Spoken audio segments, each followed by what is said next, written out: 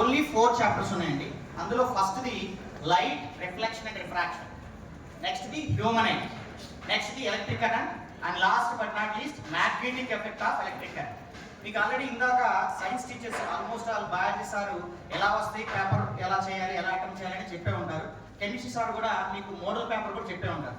First Roman మనకి 1 marks questions ఉంటాయండి, 8 questions.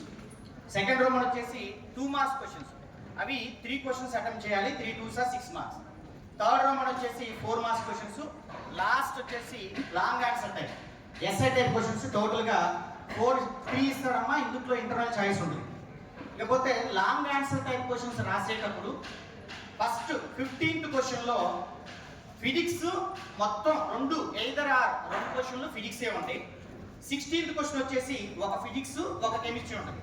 So physics బాగా వస్తే ఫిజిక్స్ రాయొచ్చు, కెమిస్ట్రీ బాగా వస్తే కెమిస్ట్రీ రాయొచ్చు.